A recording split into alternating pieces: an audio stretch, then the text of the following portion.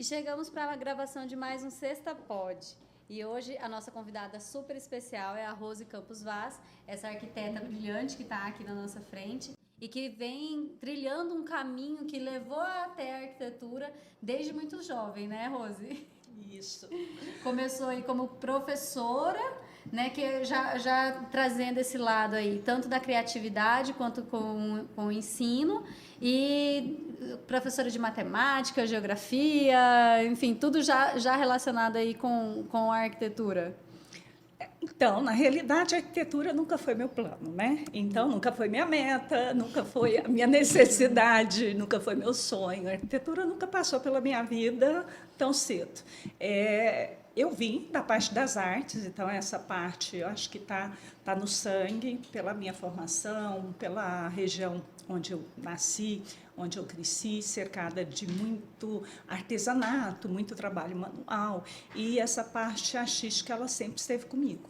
Então, a minha mãe repassava tudo que ela sabia para a gente, o que ela não sabia, eu buscava fazer curso e ela sempre me apoiou, desde muito pequena, e algumas coisas eu descobria sozinha, por ser muito curiosa, e que me levou para esse universo muito bacana, que eu considero, de criar. Eu acho que aí é o ponto principal. A criatividade está intrínseca na minha formação desde sempre.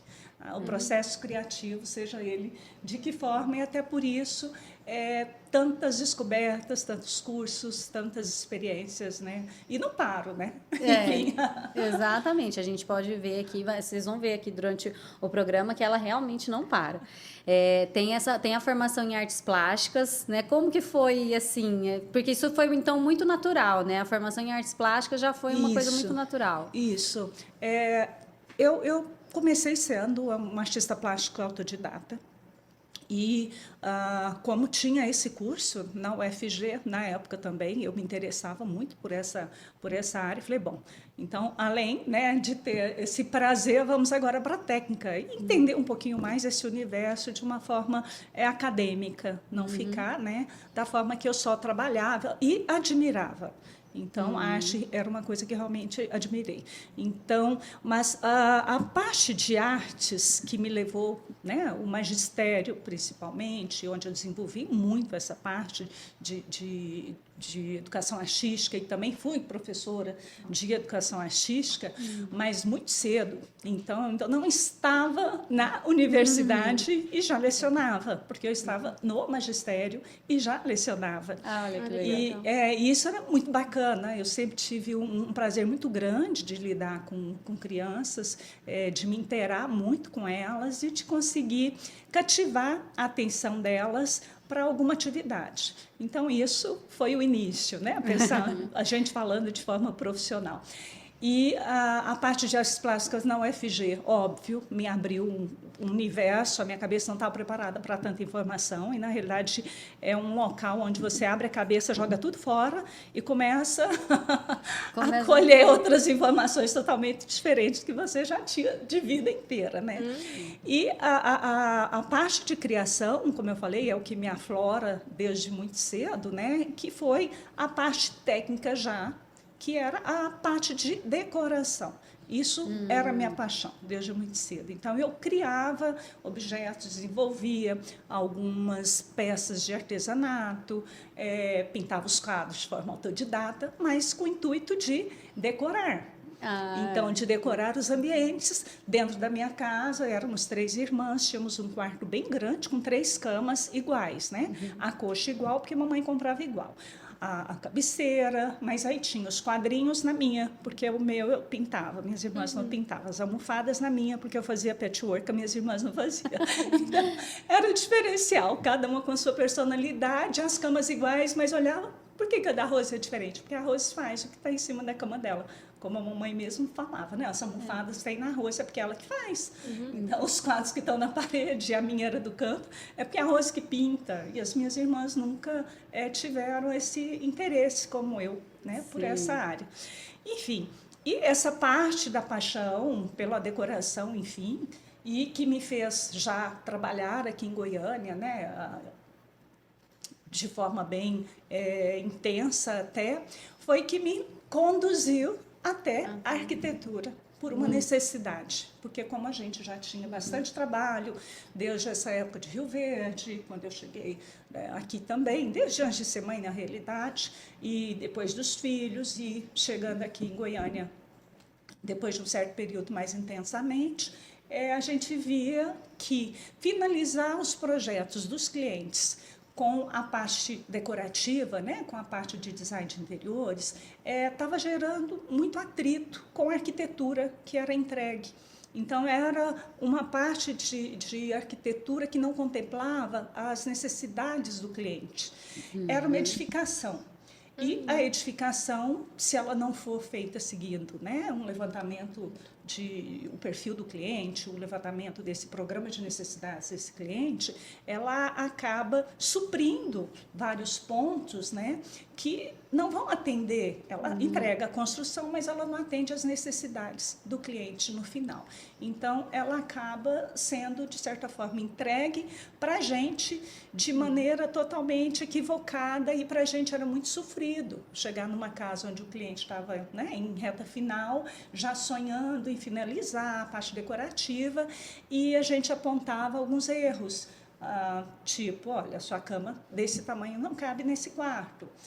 A gente tem interruptores atrás da porta. É algo que não foi pensado para esse cliente específico, né? Todo o interno da casa. O interior, né, que a gente fala, onde a gente habita, né? A gente habita o jardim, a gente habita todo o espaço, mas esse espaço interno, propriamente dito, ele vinha cheio de problemas para a gente resolver. E para a gente resolver, gerava prejuízo para o cliente que acabou de finalizar ou já estava, né, na reta final da obra. Então, era desgastante. E a gente começou a trabalhar com alguns parceiros, arquitetos, para poder compatibilizar isso na época da construção. Então, já gerava para o cliente todas as suas, né, demandas levantadas com uma equipe multidisciplinar. Então, achei muito bacana começar a trabalhar junto com a equipe de engenharia, né? A partir do momento que tinha o arquitetônico pré-definido, a gente já entrava e começava a conversar junto. Então, era uma equipe muito bacana, isso fluiu. E, de repente, a gente foi vendo que foi ficando cada vez mais escasso esse arquiteto, esse profissional que gostava de compatibilizar. Porque o ego, né? A gente fala, quem cria tem um ego aflorado. Então, o profissional que queria compartilhar com a gente esse momento de desenvolver o projeto junto, ele foi ficando cada vez mais escasso. Eram poucos profissionais parceiros, né, de arquitetura, que realmente eram parceiros, né, que queria o resultado final entregue para o cliente, né, com essa expertise toda, com essa preocupação de atender cada ponto do programa de necessidades. E aí foi onde eu falei, não tem como, né? Fui empurrando, eu falei, vou ter que fazer arquitetura para poder entregar, né, pronto para o cliente. E o curso de arquitetura acaba que me deu esse suporte de poder entregar mais com o cliente, obviamente com uma equipe, né, para a gente estar trabalhando de qualquer forma. O escritório não vai sozinho, não é só com arroz que a gente funciona de forma alguma. Então, a gente sempre teve pessoas na equipe que também pensavam como a gente, né, de entregar o mais próximo do que o cliente estava desejando num único projeto, de uma única vez. Então, aquela questão de refazer, de ajustar e de ser, né, a questão de linguagens diferentes, não existe.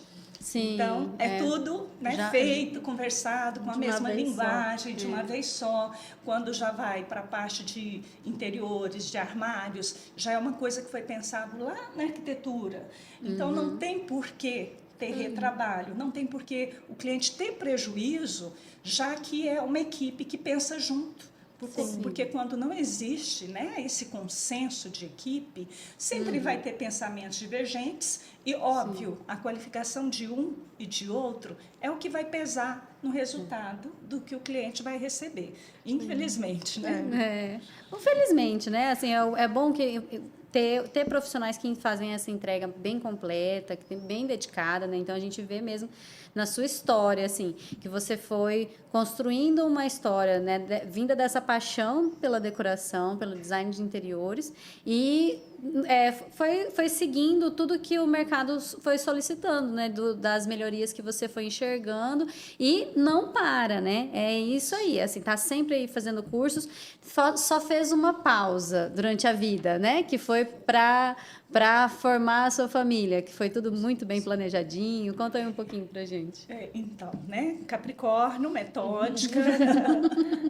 Apesar de eu ter casado muito cedo, eu planejei, né? Eu e meu marido, obviamente, que não teríamos filhos tão cedo. Então, eu casei com 18 anos e a gente planejou, depois de 4, 5 anos, encomendar as crianças, né? Os bebês, apesar da vontade.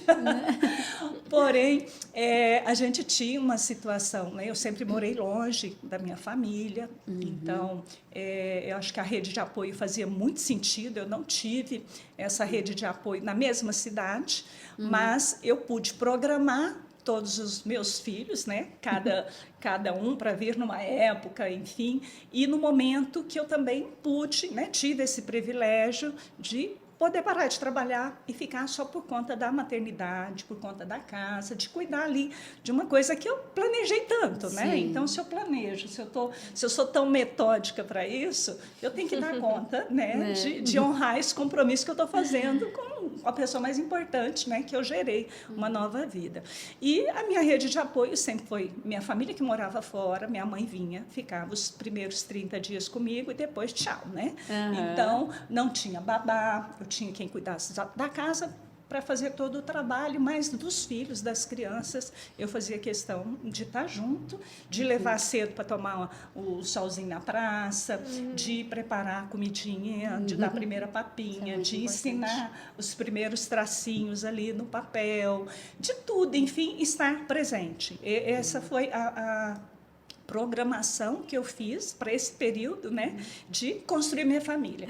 E tive bem próximo, tá, Bárbara? Foram a cada 2 anos, né, um filho, então eu fiquei ali. Se a gente for contar, a gente ficou na realidade 2, 4, 5 anos praticamente em função, né, dos meninos, entre 4 e 5 anos. A Isadora, eu acho que eu já estava mais leve, mais solta, já deixava um pouquinho mais a minha caçulinha, mas sempre junto, participando de levar na escola, de acompanhar quando tinha, né, as apresentações, aquela coisa que a gente curte, que o coração, né, fica ali apertado quando está longe. Então, a gente poder participar disso, para mim, fez muito sentido. E falo que não foi nenhuma perda de tempo, de forma alguma. Acho que foi o maior investimento. Falo para eles, eles têm certeza que a mãe, né, os desejou muito, que eu e o pai, os planejamos, né, para vir no momento certo, que a gente tivesse essa maturidade, essa condição de estar o máximo de tempo com eles. Muito bacana. E dá para ver isso, né? Gente, a Rose tem um talento que eu pude observar, que ela é uma encantadora de bebês. A minha filha não é uma criança muito aberta a pessoas que ela não conhece. E a única pessoa que conseguiu chegar perto dela foi a Rose, que já sabe... Olha, eu acho que vem assim, desde a experiência como professora, e aí mãe de 3 filhos, já veio tudo ali, ó. Porque assim, foi rapidinho, ela deu um jeito de conquistar a Bárbara. Fiquei impressionada. Eu tinha umas bolinhas coloridas de bilhar na mão. Enfim, mas a gente gosta, sente prazer, e eu acho que isso a criança percebe, a sinceridade, né? Não é um sentimento que a gente maqueia. Exato. Então, eu acho que é muito sensível o sentimento de uma criança, quanto menor ela eu acho que tem uma percepção, uma sensibilidade muito aguçada. Exatamente. E você não consegue tapear. Então, eu quando consigo fazer um contato assim, imediato com a criança, fico muito feliz, já estou ali, né? Longe de ter neto, não sei, mas eu já sou tia-avó, então eu estou suprindo essa demanda aí com os meus sobrinhos netos. E os das amigas, né? Das amigas. A gente vai curtindo os bebês que estão por perto, que né? estão por perto. Agora, e como foi para você, quanto mãe, fazer design de interiores com as crianças muito pequenas, né? De 1 ano e pouco, porque eu tenho filhos pequenos, uma de 7, um menino de 4 anos, e eu sei da dificuldade como mãe, esposa e empresária de conciliar tudo.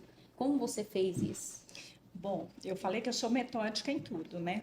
Então, quando eu cheguei em Goiânia, a Isadora ainda estava bem bebê. Ela estava, na realidade, com 7 meses.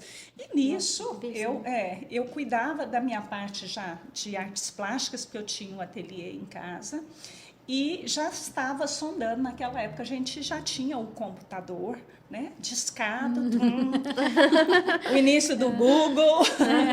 E aí eu já estava sondando e acompanhando os cursos da Federal. E foi aí que eu já me organizei mentalmente, chamei o marido para conversar e falei, meu amor, vamos fazer o seguinte, vou me programar, vou fazer cursinho, no horário que você chegar do trabalho, você fica com os meninos, porque eu vou prestar vestibular na Federal, que os meninos vão para a escolinha cedo, e é o mesmo horário do meu curso, e eu vou deixá-los na escolinha, vou para o UFG, volto, pego eles, vai dar tudo certo.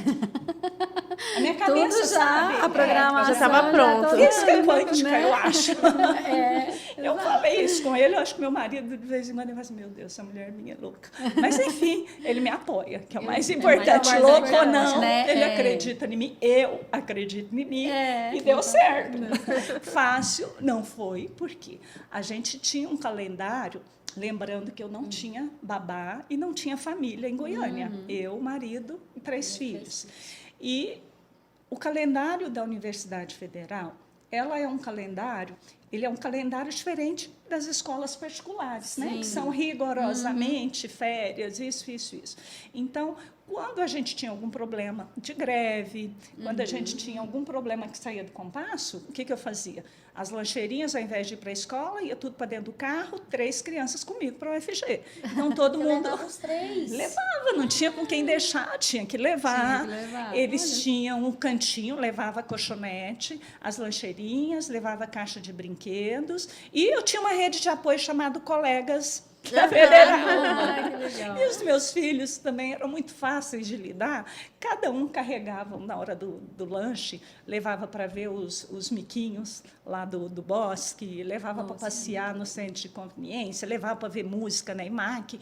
Eu sei que, te falar que foi fácil naquela época, eu não posso. Eu lembro de situações assim, de acordar com o filho de febre e eu ter prova, e chegar com ele para fazer prova na faculdade e vomitar, e eu estava fazendo prova e todo mundo olhava para mim, eu, não, calma, ia lá, limpava, meu bem, vem cá, faz aqui. Eu já fiz prova com Menino no braço.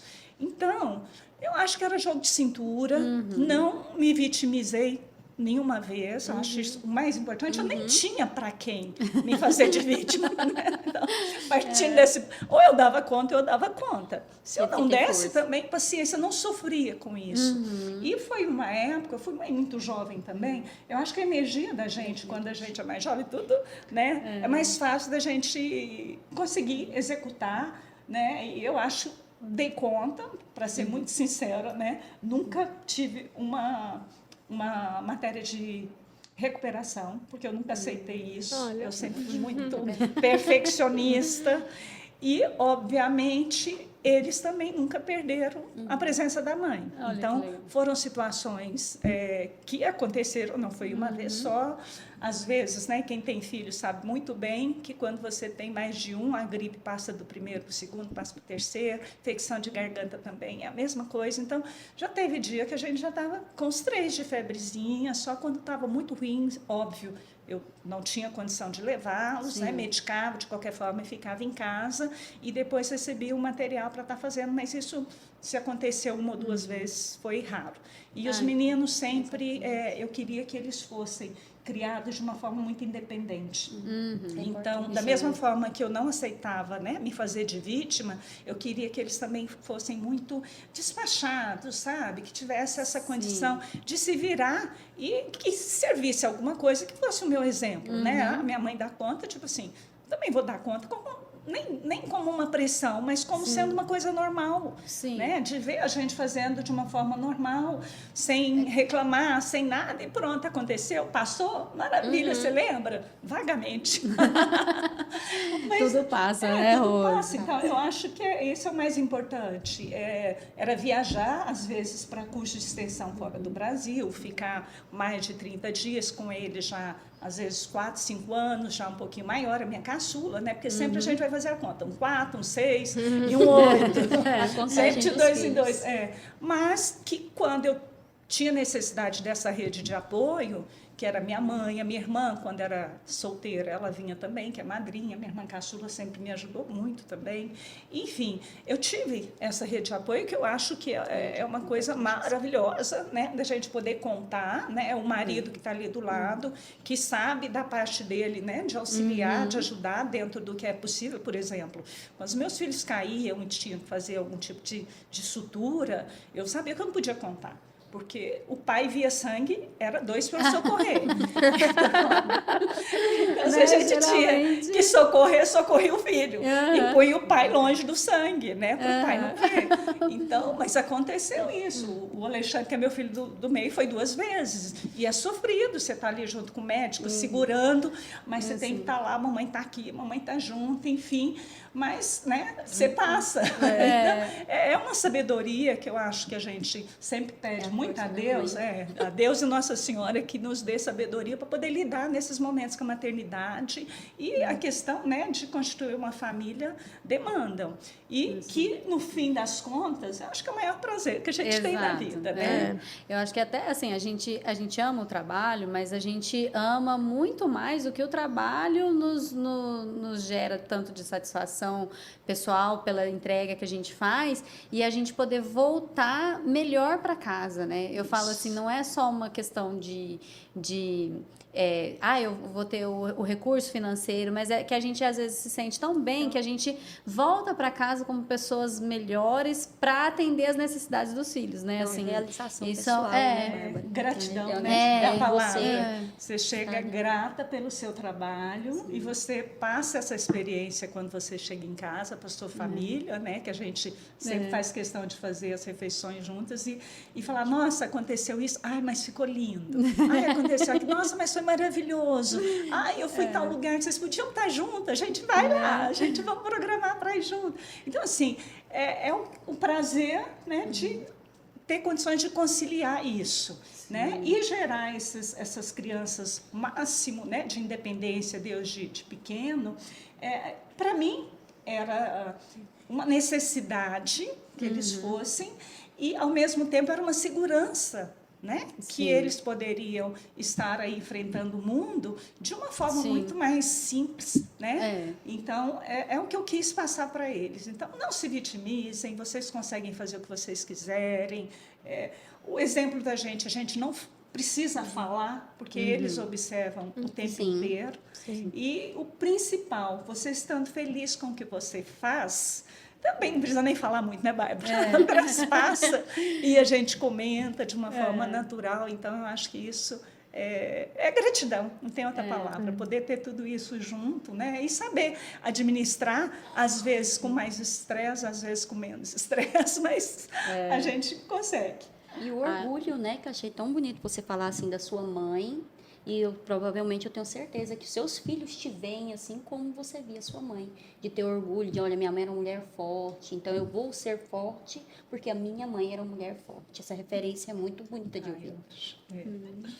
E ela foi criada sem mãe, então eu acho que essa referência, né, que eu tive dela, até mesmo por não ter tido mãe, e eu com aquele, né, suporte todo dela, como é que eu poderia ser fraca? Eu tinha que espelhar muito na força dela, tendo ela, né, e ter essa gratidão por tê-la também até hoje com a gente, nos orientando. Então, assim, é um porto seguro, é uma sabedoria que, a hora que eu preciso conversar, me abrir com situações que às vezes são inesperadas, ela tem a palavra certa para estar falando, então... Parece que a mãe sempre tem as respostas, né?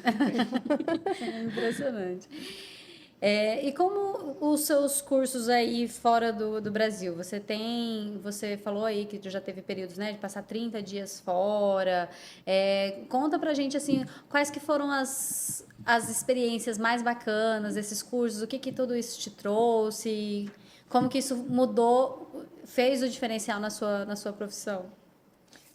Eu falo da curiosidade o tempo inteiro, né? Então, sou muito curiosa mesmo. E isso me levou a criar uma situação, até mesmo enquanto aluna da Federal, de ser convidada para um projeto de extensão. E foi um projeto muito bacana que a gente desenvolveu na época e fomos fazer esse trabalho, que inclusive ele continua até hoje. É um projeto de extensão que não foi finalizado, porque ele tem uma área muito grande de abrangência. E vira e mexe eu fico querendo voltar, falar, ai meu Deus, mas para eu voltar tem que ser aluna. Vamos pensar, às vezes, né, daqui a pouco no doutorado, ver se aí alguma coisa para voltar, mas vamos lá. A gente fala que uma das melhores coisas quando você faz, né, curso, além do aprendizado que você tem daquilo ali, da parte técnica, eu acho que são as relações que são, né, geradas. Qualquer contato, né, que a gente saiba tirar proveito. Então, eu criei uma rede de relacionamento muito bom, tanto dentro do Brasil, né, onde eu atuo praticamente o Brasil todo, São Paulo, que foi uma das áreas que eu já atuei bastante, até mesmo por ter também estudado por lá. E fora do Brasil, sempre abrem portas. Porque quando você está dentro de uma instituição acadêmica fora do Brasil e você tem essa curiosidade, tudo que te oferece é pouco, né? Porque tem isso aqui que foi feito, tal. Foi feito onde isso aqui? Aí você já quer saber, e a fábrica? Né? Onde que foi feito isso? Porque se você está na área de produzir produtos, né, ou tecnologias, você quer ir lá onde está sendo gerado, né, o início de tudo para entender. E essa época, até quando eu comecei, era uma época difícil para a gente estar fazendo esse trabalho lá fora, né? Inclusive com crianças pequenas e tudo, mas né, coloquei à disposição e consegui fazê-lo. Mas me abriu a cabeça por uma questão que, naquele momento, eu não tinha tanto conhecimento. A gente sempre idolatrava muitos produtos, né, que vêm de fora, né? A gente sempre idolatrou muito as peças de design italianos, que para a gente é uma referência. Ainda hoje são, mas não somente, né, o design italiano mais. Porém, naquela época era, né, muito forte. No começo dos anos 2000, vamos dizer assim, no século passado, no começo desse século, ainda era um domínio quase que absoluto. E a gente via o que eles tinham de orgulho em defender a criação deles. Então, uma das coisas que mais me deixou encantada é a pessoa criar o garfo. Mas o garfo dela é especial. E ela argumenta com tanto prazer e tanta convicção que ela te faz entender e aceitar que é um garfo especial. Porque não é um garfo qualquer, eu não crio um objeto qualquer. Se eu tiver que criar um garfo, eu vou criar o garfo. E, por mais que eles tenham essa questão da criatividade sempre muito aflorada, as tecnologias de ponta, eles tinham recursos sempre limitados. Não como a gente, né, que temos enormes fontes de matérias-primas e matérias processadas, enfim, do que a gente quiser. Hoje, né, a gente é referência em tanto produto novo, inclusive era um dos tópicos do nosso projeto, um material novo que a gente levou para lá, e entender por que aquilo para eles era tão importante, porque era uma questão de orgulho nacional. Você sentava numa cadeira daquela, mas isso não é confortável, isso nem é bonito, mas ele chegava e te convencia, né? O designer, o autor daquela peça, daquele produto, e te convencia. Então, esse chão de fábrica, essa imersão dentro de alguns escritórios de designers italianos nessa época, fez muito sentido para mim, que sempre defendeu muito a bandeira de levar o que o Brasil, né, tem de melhor, e foi por isso que a gente foi convidado para levar esse projeto de extensão lá. E essa situação toda mexeu tanto comigo, falei assim, nossa, tá claro o que é, né? Tá muito claro o que é o produto feito, né, pelo um design italiano. E não é só porque é um produto, né, Fatta Itália, o produto italiano, é porque eles levam o orgulho né, de serem italianos e de ter, né, esse know-how, esse conhecimento, essa expertise de fazer os melhores produtos do mundo. E nessa mesma época, os irmãos Campana já estavam, né, bem aflorados aí, Sim. e alguns outros designers brasileiros também estavam, mas a referência maior que a gente tinha era os irmãos Campana.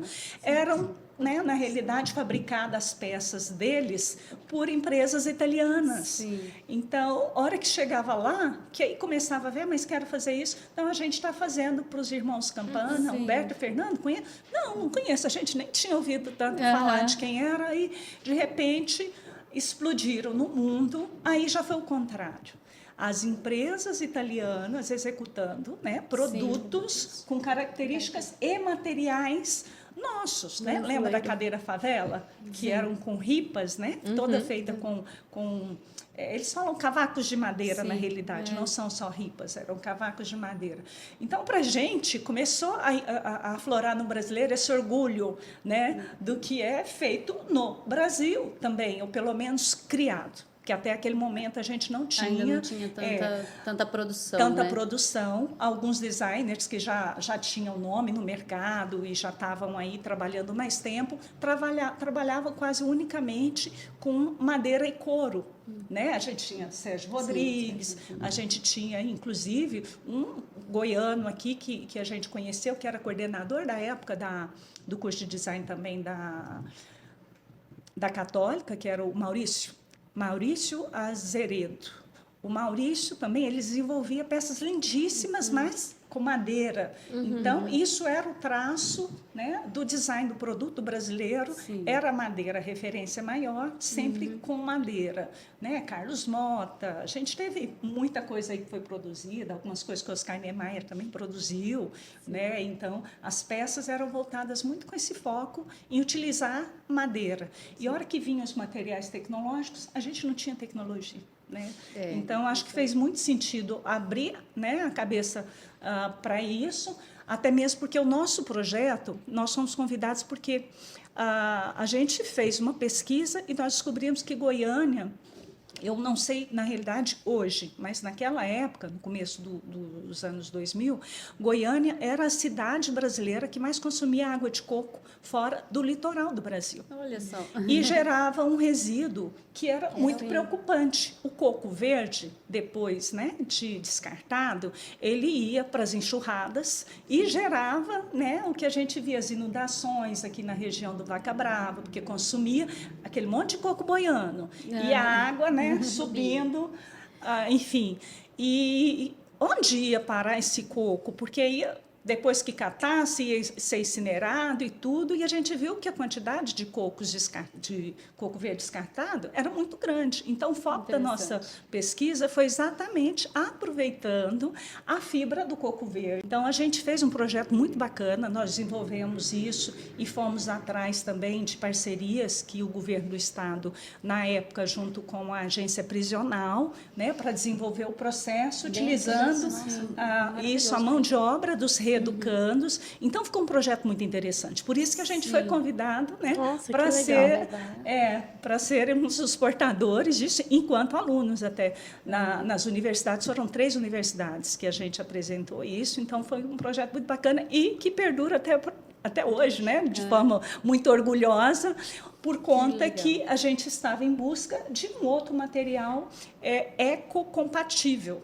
Então, se a gente estava lá quase 30 anos falando, né, de sustentabilidade, ninguém entendia, hoje todo mundo acha mais fácil compreender, nessa época a preocupação era assim, de ser sustentável. O coco já tinha esse problema de ser, né, descartado em locais que gerava problema, e aí começou também aquela infestação de dengue, tudo ele só gerava, né, acúmulo de água, enfim, só gerava problemas, e era uma matéria riquíssima para ser aproveitada.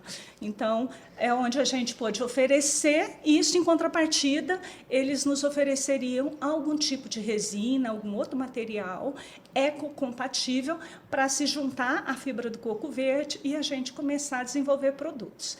Então, esse material ecocompatível, a gente não conseguiu E o projeto, né, está em desenvolvimento até hoje, porque a gente só tem polímeros. E os polímeros aí já são todos, né, com origem sintética, já são, né, ali alguma coisa que vem remanescente, a grande maioria é de petróleo, que é um subproduto, ou algum outro que é feito a partir de reutilização, de outro tipo de material também, que às vezes é derivado não só do petróleo, mas do outro tipo de produto químico, e essa não era bem a intenção do objetivo, projeto, né? exatamente, o objetivo ainda não foi alcançado em função disso.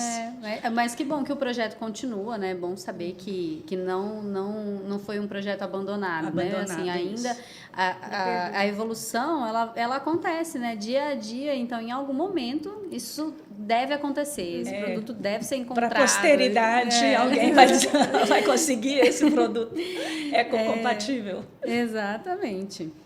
E a gente vê que seus projetos, eles são sempre, assim, muito ousados, né? Então, assim, a gente vê, inclusive, nisso, assim, ó, ver um projeto de extensão com essa ousadia aí, levando um produto diferente para buscar um desenvolvimento de uma nova forma de usar essa matéria-prima.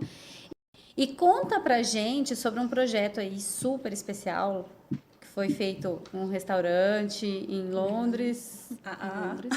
Foi Londres.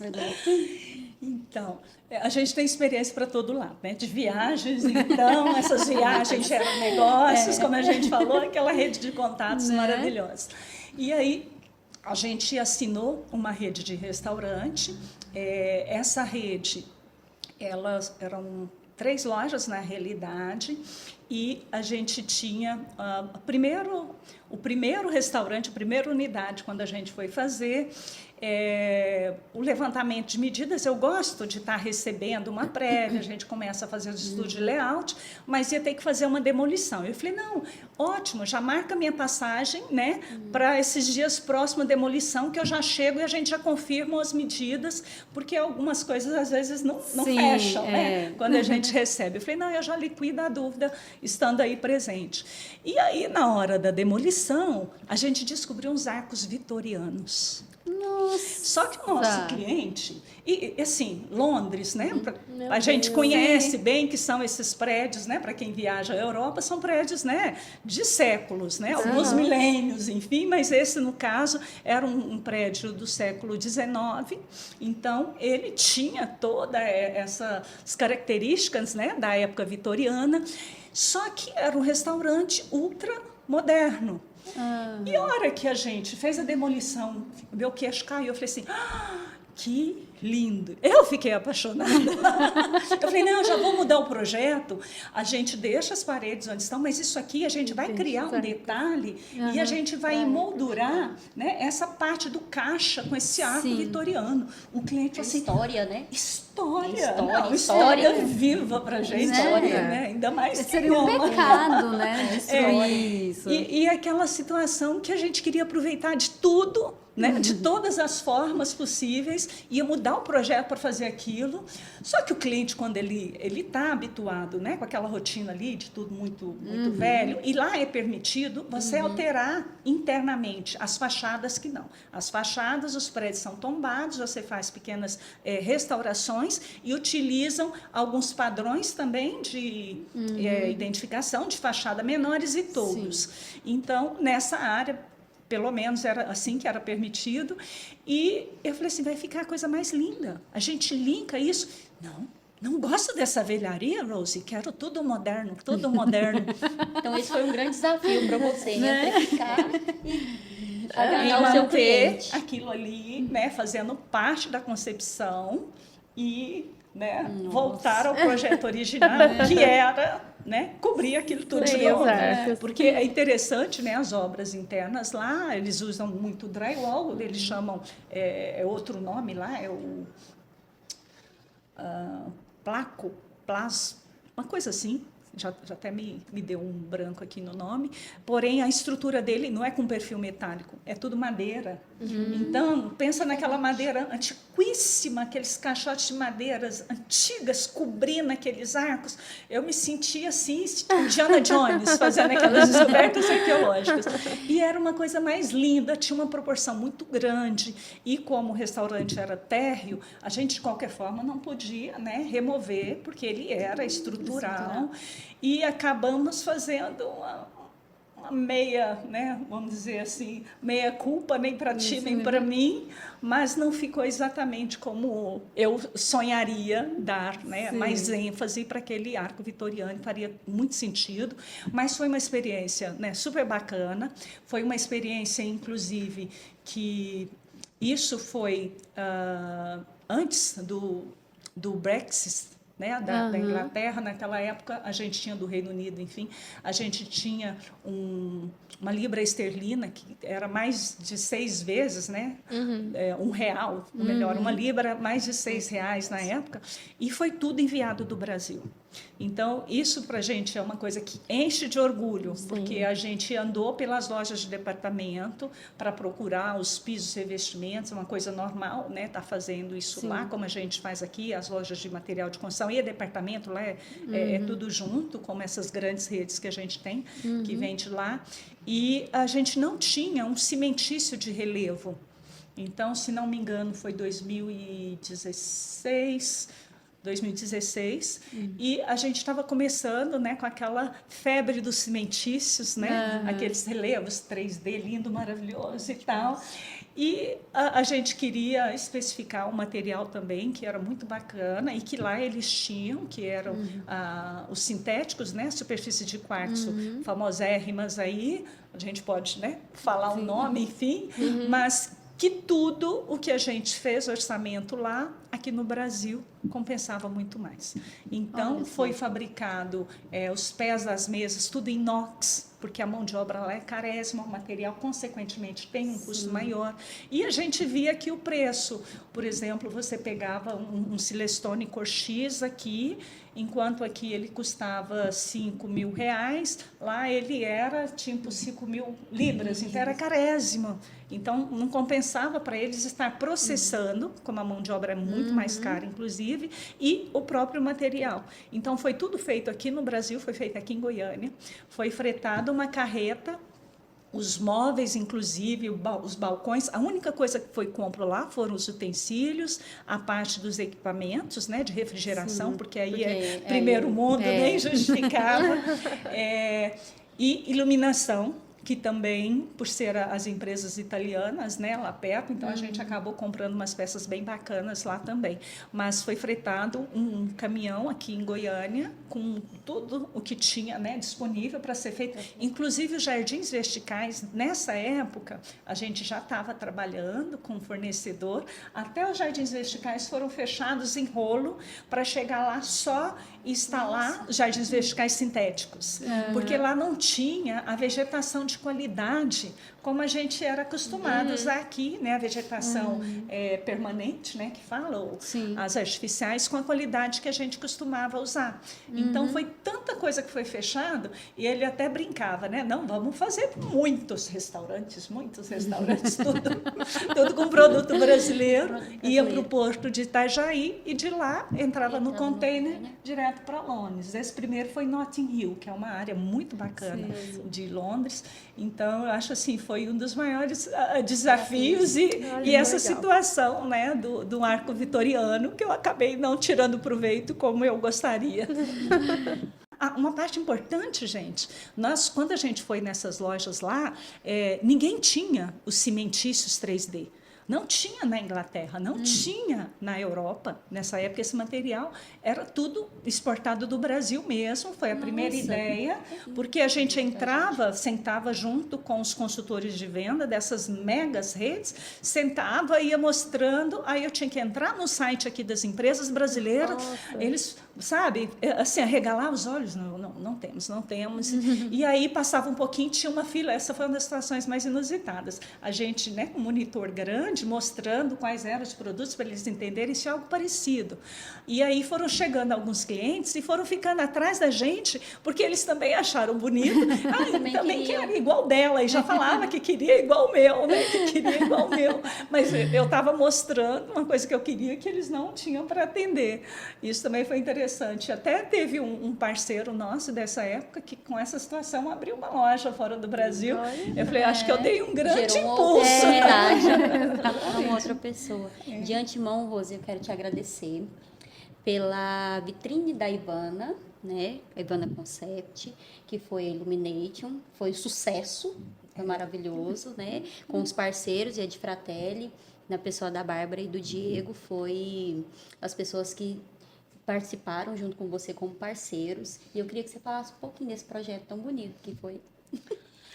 Então, das ousadias, né? Às vezes o termo ousadia, muita gente confunde com excessos, né? E quando a gente fala de cometer uma ousadia, vem sempre com essa imagem deturpada, né? Que vai ter informação demais. E, na realidade, a ousadia, eu acho que ela está em pensar diferente, em ousar fazer uma coisa que ninguém, né, faria. Sim, fora da caixinha. Fora da caixinha, exatamente. Então, a ideia para a gente, né, trazer ainda mais uma vitrine, né, que é uma vitrine muito relevante, né, muito esperada, que é o Natal da Ivana Menezes Concept. A ideia, ela veio a gente trazer para fora a essência dela. Então, acho que a essência fez todo sentido para a Di Fratelli, né, ser nossos parceiros, porque a loja da Ivana é uma loja toda revestida de madeira internamente, mas se você não adentra, você não toma conhecimento, né, de como é essa loja internamente. Então, a gente quis trazer essa essência dela para fora, que foi o primeiro ponto, a nossa base, né? Então, a essência da Ivana, o que seria? Essa madeira. E a luz, porque a hora que a gente vai falar de Natal, né, eu falo, é o termo mais lindo, né, que pode ser colocado para uma mulher no momento de dar a luz, né, está dando a vida. Então, eu acho que luz é vida, sempre, né, e ela promove esse renascimento ou esse nascimento, só que seja, e a ideia de criar uma vitrine onde a luz fosse, né, o centro, mas não uma luz excessiva, uma luz no ponto certo, né, com a quantidade de informação correta, porque um projeto comercial ele tem que atender, né, o foco principal, que é vender o produto. Então, se a vitrine tem mais elementos que chamam a atenção que não o próprio produto que é vendido, eu acho que aí já tem um erro, né? Você pode despertar uma curiosidade, mas você não conta o que o comerciante, que o empresário, na realidade, mais quer, vender. E a gente focou de uma forma muito simétrica a ideia de termos luzes, e essas luzes, eu tenho uma parceira que trabalha com material lindo. Quando eu pensei em criar essas luzes, eu falei, ou luzes ou estrelas, vai ser a mesma coisa, porque a estrela emite luz, né? Não seria uma bolinha de árvore de Natal comum. Então, a pedra que a gente escolheu, que foi da Leteia, né? Está trabalhando com a ágata branca e dourada, que quando a gente pôs a luz por trás, ela se transforma numa estrela. Então, a gente teria aqueles pendentes de estrela de forma bem simétrica, e como ela já tinha uns nichos que acabaram de entrar na vitrine passada, e a gente muito preocupado com a questão da sustentabilidade sempre, a gente falou, não vamos descartar. A gente utilizou esses nichos por falta, né, de proporção que eles tinham para outro tipo de utilidade. A gente utilizou os nichos como criando o formato, né, de um pinheiro, que seria a nossa árvore de Natal, desses nichos, e que trariam monitores, que também emitem luz, junto com essas nossas, né, estrelas de ágata iluminadas, para poder mostrar nas imagens dos monitores de LED pessoas confraternizando, desejando o que é, né, o essencial do Natal, né, que é a pessoa comemorar, desejar o bem, de estar junto, né, de cenas, sei lá, que ela vai poder trabalhar de N formas para poder retratar isso, né? O espírito de Natal, pessoas se abraçando, brindando, né? Comemorando a essência do Natal, que é a chegada de Jesus, que eu acho que justifica famílias, amigos estarem ali, né, juntos nesse momento. E as vitrines, né, as manequins nas duas laterais das vitrines, recebendo esses pendentes criados exclusivamente, né, pela Letéia para a nossa vitrine. E internamente, como a vitrine ela é parte de um projeto, a gente gerou um layout interno mais leve, né, mais solto, fazendo um acesso também com algumas peças que também tem as peças iluminadas de ágata com dourado. E, ao fundo, o nosso artista convidado, que esse projeto Illumination, né, ele faz parte, na realidade, de uma série de projetos, né, do Inside the House. E o nosso artista convidado era um amigo da época de UFG, muito querido, e que a gente parece que se devia, já tínhamos uma dívida um com o outro de fazer um projeto junto, e foi a vitrine, né, com o conceito também da loja voltada ao Natal, já que ele é um artista plástico sacro, essa é a maior especialidade dele, e também arquiteto sacro, e representar um presépio, que foi a ideia dele, naquela parede enorme que ela tem no fundo da loja. Então, a gente abriu a loja literalmente no layout, mais leve, mais fluido, convidando as pessoas para chegarem e admirarem o nascimento de Jesus, né? Com as telas, com os anjos, anunciando exatamente isso, o nascimento, a chegada do menino Jesus. Então, até arrepiei de tão lindo que ficou. Ficou realmente muito lindo. E assim, o que eu acho que é muito bacana é que tudo isso usando aconchego e a tecnologia, né? É assim, muita tecnologia, isso eu acho muito legal, assim, você trazer sempre esses elementos aí de automação em todos os momentos aí do trabalho, né? A automação ali ela era, né, a essência do projeto, né, que a gente estava trabalhando, enfim, do projeto de áudio e vídeo, né? Na realidade, mais de vídeo, porque áudio acaba que a gente não consegue, né, tá transpassando pela vitrine. E essa parte também foi uma parceria muito bacana, né, com o Arthur da Sona, que fez todo sentido. As imagens, né, elas estarem, né, focando de formas aleatórias, E cada trazendo monitor esse com brilho, uma, né, dando do esse brilho e chama Illumination. atenção, né? Porque a hora que a gente tem alguma coisa dinâmica, que ela não é só estática, ali com uma imagem, né, fixa, é mais atenção. E até por isso foi tão minimalista, né? Como a gente falou, é uma ousadia sem excessos. Foram poucos elementos, poucas coisas, mas assim, com muito conceito. E o conceito, né, que é do Natal Luz, que se transformou no Illumination. E aí, todo esse conjunto, assim, a gente já pode linkar também a sua especialização em neuroarquitetura? Óbvio. A neuroarquitetura, a gente brinca, parece que é uma coisa, né, nova, acabou de chegar, a gente já está aí no mercado há mais de 30 anos. A gente trabalha sempre com esses conceitos da neuroarquitetura, utilizando outros nomes, né? Mas com a neurociência, né, que agora tomou proporções né, enormes no mundo todo, a arquitetura não podia ficar de fora e se aliou à neurociência. Então, quando a gente fala, né, dessas sensações, elas são pensadas, né, em cada detalhe da iluminação, de uma, né, visão desse dinamismo. Ele tem o conceito da neuroarquitetura nessa fachada, é óbvio. Esse ambiente que convida e os olhos já chegam lá no fundo da loja, né, para visualizar uma obra de um artista, né, com esse foco tão bacana para o Natal, ele já é pensado porque o seu cérebro está trabalhando com todos os seus sentidos, né? Essa forma multissensorial da gente estar o tempo inteiro aqui vivo. Sim. A gente aguça, a gente desperta. Então, cada informação, quanto mais despertada ela é sinal que a gente está trabalhando melhor esses fundamentos da neuroarquitetura. E essa sensação de você estar, né? A hora que você fala assim, um aconchego. Aconchego, eu tinha uma professora na universidade que proibia a gente usar o termo aconchegante. Ela falava que isso não era um termo profissional. Mas eu acho, até entendendo bem ela, né, por ser uma coisa que fica, que menospreza, acho que a palavra realmente, que é bem-estar.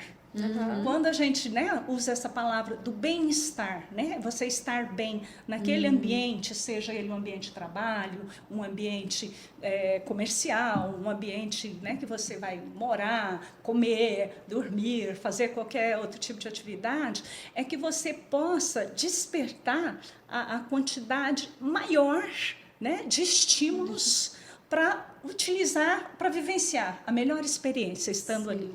Então, o bem-estar que esse ambiente ele te ocasiona, às vezes você não sabe nem explicar, fala, nossa, que lugar gostoso, eu gosto tanto de vir aqui, né? Ai, tem muito verde, eu gosto tanto de vir aqui, ai, tem uma cor tão linda nessa parede, eu gosto tanto de vir aqui. Então, essa sensação quer dizer que os conceitos da neuroarquitetura estão sendo bem trabalhados. Sim. Porque o que a gente acaba vendo muito nas tendências, né, de decoração, vamos dizer assim, às vezes é uma repetição de cores, de estilo, que segue uma demanda, né, do comércio, da indústria, enfim, e que ela não atende à necessidade humana, né, na sua totalidade. Às vezes atende porque é prático para manter, porque eu tenho bem-estar de passar a mão, isso aqui não arranha, né?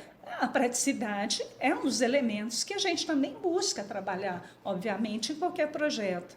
Mas se aquilo ali não te desperta nenhum tipo de sensação, se o seu sensorial ele não está sendo, né, trabalhado de alguma forma, então... Faz sentido, né? Não faz muito sentido. E às vezes são muitos ambientes que a gente chega e que precisa de uma intervenção para dar esse bem-estar que a pessoa às vezes não sabe nem como que resolve. Ai, não sei o que falta, mas sente que falta alguma coisa. Sim. Eu acho que essa é a melhor expressão quando a gente vê que os conceitos, né, de um ambiente bem pensado. Sim. E aí entra a neuroarquitetura, que alguns profissionais hoje que trabalham, às vezes, chegam só para finalizar ambientes. Às vezes não faz o projeto desde o início, como a gente, né, que já se atenta para todas essas características desde o início do projeto. Às vezes são profissionais que são contratados para consultorias, que hoje é um nicho muito bacana, porque alguns profissionais desconhecem e outros não querem nem saber. Tem o estilo, tem o jeito deles e não evolui, né? E aí abriu essa possibilidade de consultorias também para arquitetos ou profissionais que são especialistas em neuroarquitetura, que eu acho que é muito bacana. Eu ia até te perguntar sobre isso antes do VaptVupt que a Bárbara vai estar fazendo com você. Qual dica você daria para os novos profissionais, para quem ainda é estudante, quem está entrando no mercado? Qual, assim, uma dica de ouro que você deixaria para eles? Olha, eu acho a primeira coisa, seja apaixonado pelo que você faz. Primeira coisa, independente de, né, para arquitetura ou para qualquer outra área. Acho que essa paixão pelo que a gente faz nos move. E eu acho que uma outra dica é se qualificar. Porque quando você faz, né, o que gosta, quando você é apaixonado por, né, por aquilo que você se propõe a fazer, você quer fazer bem feito. Para fazer bem feito, você tem que se qualificar, né? Então, busque. Hoje é tão fácil, os cursos EAD, as especializações que a gente faz, às vezes, em finais de semana. Enfim, quem quer, corre atrás. Eu acho que esse é um ditado simples, quem quer, corre atrás, mas quem está entrando no mercado é não seguir situações que não pegar a receitinha do bolo do outro, porque eu acho que o principal, você é uma pessoa única, você vai se transformar num profissional único. Sim. Então, não é alguém que vai te copiar que vai ser igual a você. Ele pode copiar o seu projeto, mas a essência do que você põe no projeto, o que você passa para o cliente, né, a sua carga, a sua bagagem de tantos anos, ninguém copia. Sim. Então, pegar um projeto e falar, nossa, ficou lindo igual da fulano de ciclano. É copiar, mas não é se qualificar, né? Rose, agora o nosso quadro VaptVupt, onde eu vou fazer algumas perguntinhas e vamos ver aí como que você sai nas respostas rápidas. Ai, meu Deus. A primeira coisa que vem na sua cabeça. Bora lá. Residência ou espaço comercial? Residência. Cidade favorita para se inspirar em arquitetura? Dubai. Um arquiteto que te inspira? Oscar Niemeyer, Deus de sempre. Um ambiente favorito que você projetou para uma mostra? Sala de banho. Qual que é a história da sala de banho? Fiquei curiosa agora. A sala de banho foi um ambiente feito para um rapaz. E a gente fez uma sala de banho tão bacana, porque era um quarto, na realidade, né, numa casa que foi demolida. E esse ambiente ele foi crescendo tanto, que era para um rapaz. Mas depois, quem voltava e me contratava, naquela época a gente ainda usava muito a revista, né, o pessoal chegava no escritório com a revista, me contratava, por exemplo, a fazer a sala de banho do casal por conta de uma sala de banho de um rapaz. E eu achava aquilo muito interessante, né, porque às vezes os visitantes, eles fazem o estereótipo do profissional pelo ambiente da Casa Cor, né? Então, fez isso, só faz aquilo. Então, não era bem isso. Eu acho que eu consegui ver que o potencial de uma sala de banho pode ser para o rapaz, pode ser para um bebê, pode ser para o casal, foi alcançado. Eu achei bem interessante. Que bacana. Então, foi realmente um ambiente que mostrou sua essência, você acha? Foi bem ousado, bem tecnológico e perdurou por muito tempo, viu? Mas acho que todos foram. Solar da Paisagista também, estou lembrando agora. Já tá vendo? Mas é por isso que é o primeiro. É o primeiro, a sala de banho, pronto. Um elemento de design que nunca falta nos seus projetos.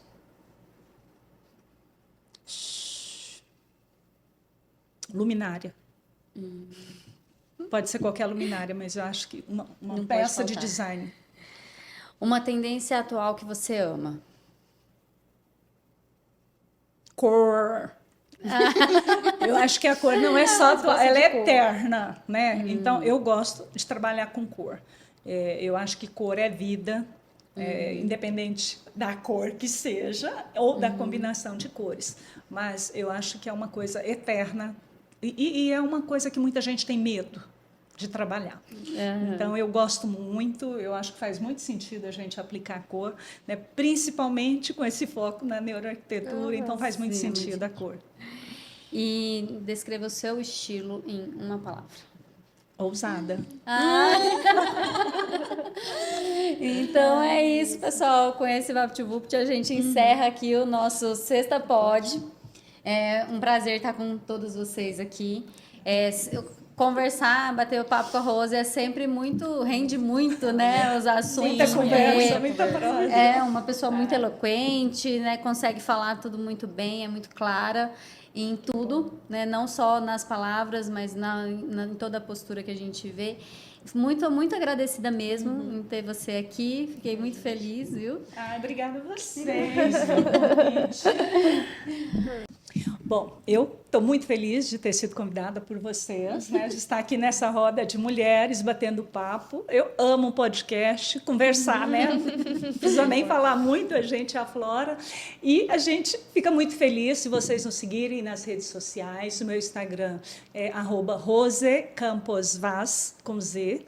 E qualquer dúvida que tiverem sobre projeto, algum tipo de sistema de automação, neuroarquitetura, tecnologia, a gente está disponível a esclarecer qualquer uma dessas dúvidas e muito feliz se passarem por lá e deixarem um coraçãozinho para a gente, tá bom? E é isso aí, então vamos encerrar hoje, porque sexta pode. E pode muito.